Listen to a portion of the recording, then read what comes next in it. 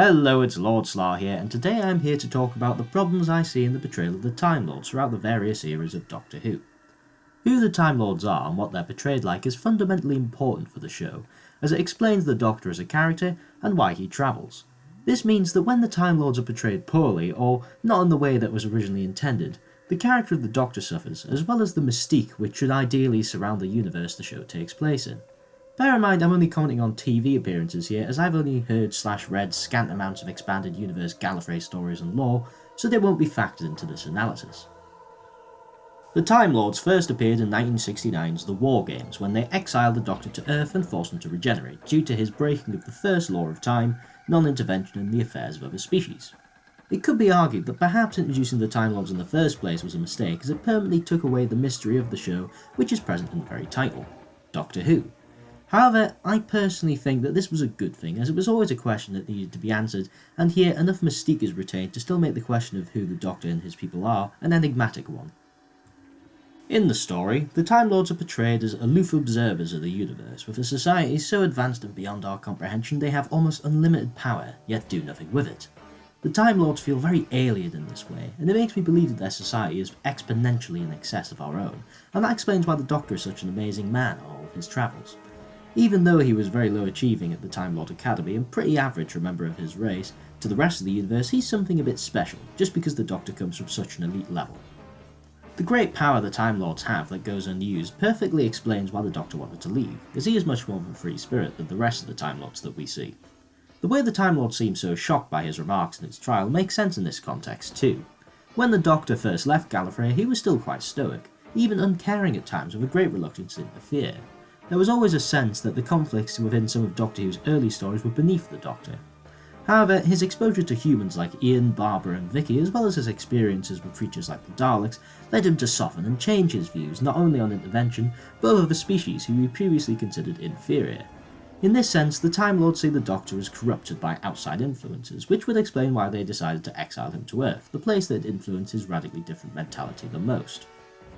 I think the Time Lord portrayal in the War Games is excellent. They're powerful, almost infallible, and a society radically different from a human one. The way they handle the Doctor and the Warlord in their respective trials lends a sense of dread and awe to the presence of the Time Lords. They're almost godlike in this sense. The Time Lords here also explain well why the Doctor left in the first place, and I completely buy into them being an advanced society, almost incomprehensible to us. They add a very interesting dynamic to the show, which answers who the Doctor is, while bringing fresh mystery to that question. The Pertwee era is where the problems begin with the portrayal of the Time Lords.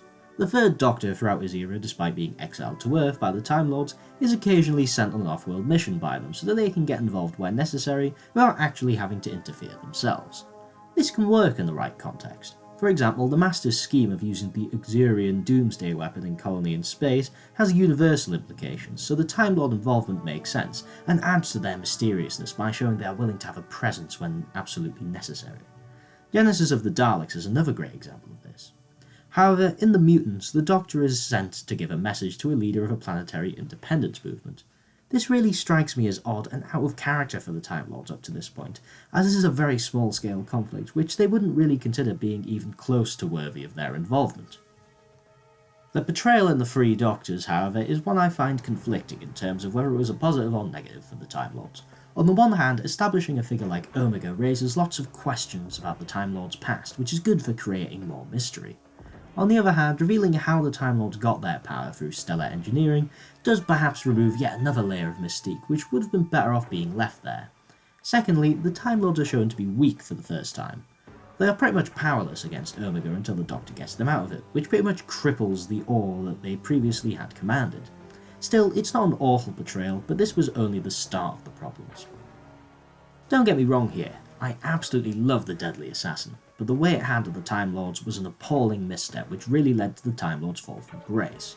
Even though they were shown to be weak in The Three Doctors, it was in extremely extraordinary circumstances, and they returned atop their godly perch following Omega's defeat. In The Deadly Assassin, the Time Lords are completely outwitted at every turn by the Master, which is not something I'd see happening to the ones portrayed in the War Games. Furthermore, the personality of the Time Lord characters has radically changed. They are doddering, foolish, corrupt, venal, and most of all their society is very much within our comprehension for the first time. They went from godlike figures to stuffy bureaucrats. This was a huge misfire, as bringing Time Lord society to a very human level like the Deadly Assassin does tears down and rips apart the mystique of the Time Lords, and as a result gets rid of any mystery that could possibly surround the Doctor as a character. We now know where he's from, exactly what his people are like, and the way they behave is very much within our comprehension. There is no feeling of awe about the Doctor or his people anymore. This sense of the audience knowing it all about the Doctor and the Time Lords pervaded most of the rest of Classic Who, and I can't help but feel that the sense of intrigue and sense of adventure that the show had previously had was diminished by the Deadly Assassin. The Invasion of Time largely followed suit with the Deadly Assassin, except it was arguably worse as they somehow managed to get invaded by the Sontarans, who really aren't the most powerful race in Doctor Who. Arc Infinity 2 did nothing but increase the perception of the Time Lords as a bunch of useless, stuffy bureaucrats, and if anything, entrench this portrayal. Although the 5 Doctors did continue this trend, I must credit it for bringing it back a bit of mystery to the Time Lords by giving them a new, scarcely remembered past with Rassilon where they did horrible things. The Death Zone is a good example of this. It shows how the Time Lords can act when they decide to use their godlike powers. Sadly, outside of deep lore, this aspect hasn't really been expanded upon. A darker side to the Time Lord would continue to be hinted at with Trial of a Time Lord, which amounted to a grand conspiracy to cover up certain sensitive facts which had leaked from Gallifrey. I appreciate the intention here, but the Time Lords still don't command even close to the awe they once did, and the resolution of this story and the ultimate foe is so messy it's hard to give it too much credit. Clearly the writers recognised this problem, and the Time Lords didn't feature in the McCoy era, with the 7th Doctor beginning to hint at a darker and more mysterious past for the Doctor than we once knew. Again, I appreciate the intention of trying to add a bit of mystery back into the show, but personally I feel this falls into the trend of deifying the Doctor, which is something I don't approve of, but that's a discussion for another day. I think Russell T Davies also realised that the portrayal of the Time Lords had contributed to the show's decline, and decided to introduce the Time War, which wiped them out. I think the Time War was a brilliant idea if you forget anything to do with it that was written after RTD left the show. It's a war so vast that it was beyond our comprehension, but the Time Lords whispered to have done unspeakable things to try and defeat the Daleks. It returns mystique to the show in spades. Also, having a massive and important patch of the Doctor's life missing from our screens and only hinted at meant that the mystery was brought back to the character. I personally argue that the 9th Doctor is the most mysterious incarnation since the pre-war game 2nd Doctor. RTD brought the Who back into Doctor Who with the 9th Doctor. It's probably weird to hear me praising New Who for improving on something from Classic Who, as it doesn't happen very often for me. But don't worry, New Who makes plenty of its own Time Lord themed mistakes. I will ignore the Space Jesus elements of the Doctor's character in New Who, even though I think that it was a massive problem too, it just deserves its own video. Focusing on stories with the Time Lords in specifically, we reach the end of time when they finally come back. I feel as if RTD has successfully stopped the Time Lords being stuffy bureaucrats, but in doing so has went way too far the other way. They're so mysterious and strange, it's quite frankly ridiculous. For one thing, why do the Time Lords have a fortune teller? They have the power of time travel. Surely that makes such an occupation obsolete. The Master is also brought back by actual black magic in that same story. The Time Lord's power, however incomprehensible, is still meant to be based on science. The magical elements RTD brought in for them in this story are crap, and frankly make the Time Lords even more laughable just through how ridiculous parts of the end of time are. The Time Lords mostly fade into the background in the Moffat era until the Of the Doctor specials at the end of Matt Smith's run. I already hold a lot of ill will towards the way the Time War is handled here due to Gallifrey being saved. This makes the Doctor's long-running character arc of getting over his guilt of destroying Gallifrey absolutely meaningless, as it never happened. But beyond that, I think that showing anything of the Time War was a mistake. It was a fascinating concept because it was so incomprehensible, and only getting snippets and glimpses made it tantalising. It's what had brought mystery back to the show. Now that was beginning to erode. The War Doctor, who was meant to have been blotted out of the memory of the Doctor for being so unspeakable, just seemed like a regular Doctor to me. He was no more war-wounded than the 9th Doctor was either. Based on what I've seen in Day of the Doctor, I don't believe the War Doctor would use the moment in the same way that the 9th Doctor doesn't use the Delta Wave. They should have either left the War Doctor more mysterious, or given him a personality to match such a war crime like destroying Gallifrey. Again, this reveals way too much about the Time War, making it feel like just another bit of the show's lore, rather than something which brought back the mystery to the Time Lords and the Doctor's character. The Matt Smith era is ended on the prospect of the Doctor knowing Gallifrey is out there and he only has to find it. Given all the major character moments and events in New Who revolve around the Time War and the return of the Time Lords, Gallifrey's return should have been one of the biggest moments in Doctor Who, right?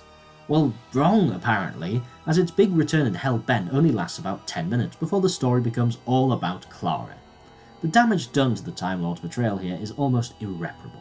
Let me explain. So New Who has re-established the Time Lords thus far as beings of unimaginable power, and during the Time War they brought back Rassilon as their leader, an almost semi-mythical figure up to this point who made them do unspeakable things in its attempt to win the war. With all of that built up over the course of 10 years, the Doctor easily disposed of Rassilon in 10 minutes, just by giving Gallifreyan soldiers meaningful looks. Surely it's obvious how much this undermines what we've been told about Rassilon and the Time Lords up to this point.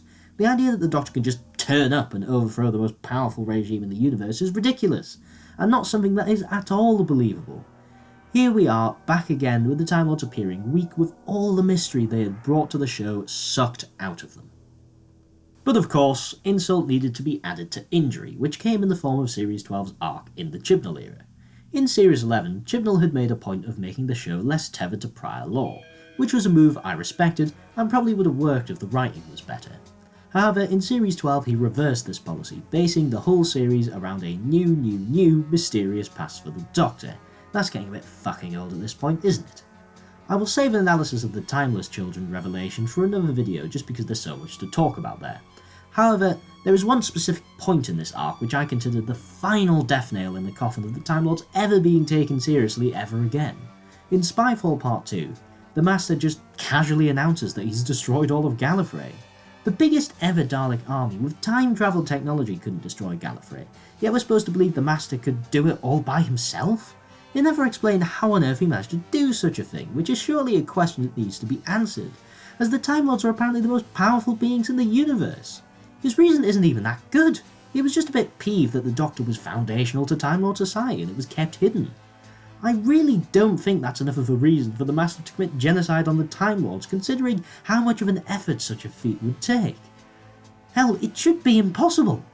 But that's only one hole in millions you could poke into the Timeless Children. To conclude, the Time Lords were an ingenious addition to Doctor Who in the War Games.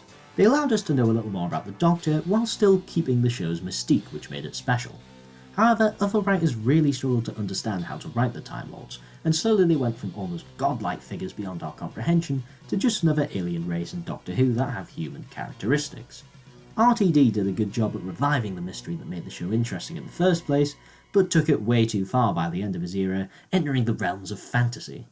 Since then, the likes of Day of the Doctor, Hellbent and the Timeless Children have stripped the show completely of this revived mystique, and the Time Lords are pretty much just a laughing stock at this point. So where do we go from here? To be honest, the Time Lords and the lore surrounding the Doctor's past have become an albatross around the neck of the show, sucking the mystique out and are getting in the way of self-contained stories.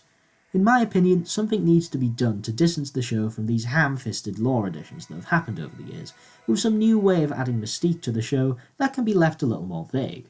I know that idea in itself is quite vague, but RTD showed that you can shed the albatross of clusterfuck lore from the show if you have a good enough idea of what to replace it with. At the end of the day, it probably wasn't a good idea to go too deep into who the Doctor was in the first place, as it appears to have undermined what made the show work to begin with. The temptation to expand upon it has been too great, which has left the main character of the show with far too much baggage to function as a character, with none of the mystery that made the Doctor work in the first place.